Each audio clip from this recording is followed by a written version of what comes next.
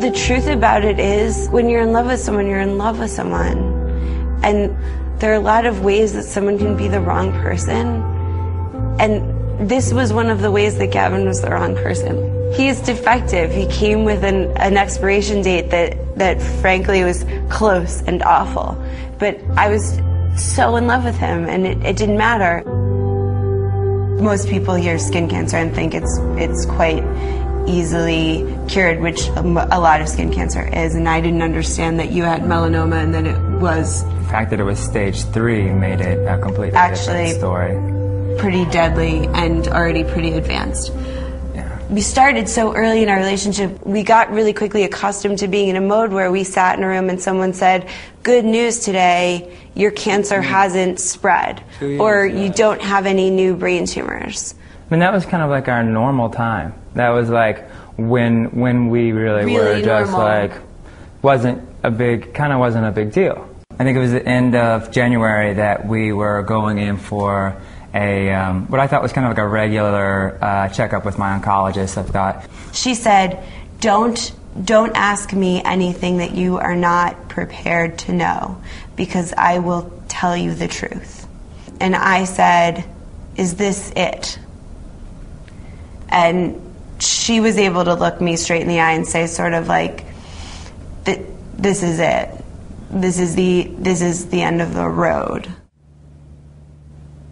When we got this awful news, we talked to my parents and we talked to Gavin's parents. And then we went away. We went to the beach. Caribbean. We went to the Caribbean. Just looking at you and being so in love with you on the beach, you were dying, was a part of that and was present and looming, but was also not at all. I was also just on the beach with you, looking at you, and just completely in love with you. And you would think it would be weird to say, but how lucky can a guy be, or a girl be, to get to have that feeling of kind of what may be like pure love, to think that someone loves you like completely,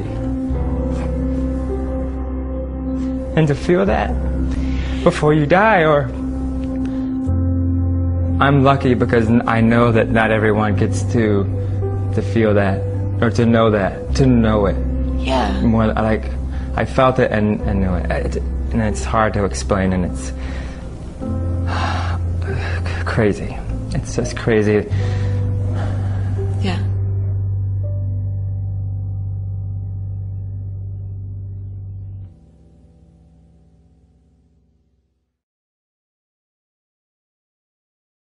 I would think that I would feel his absence really acutely. Sometimes it's, I think it's so dramatic that it's hard to feel. It's like a missing limb, and you still feel like it's there. I ran up to the floor where they told me Gavin was, and he was actually breathing on his own.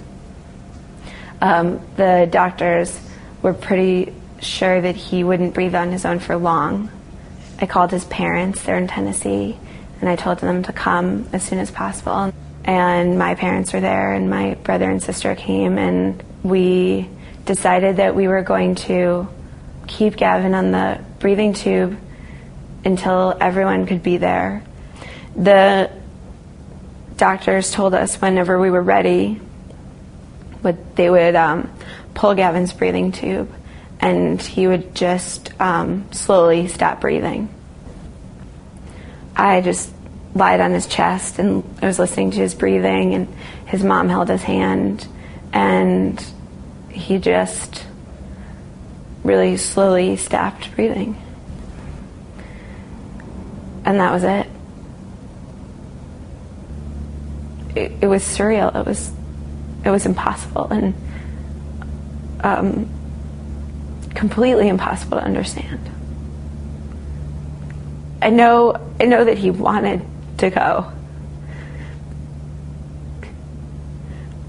I can't want him to have stayed. I can want him to have never had cancer. That is that's an angry road that I don't go. But for right now, for like month 2, it happened the best way that it could.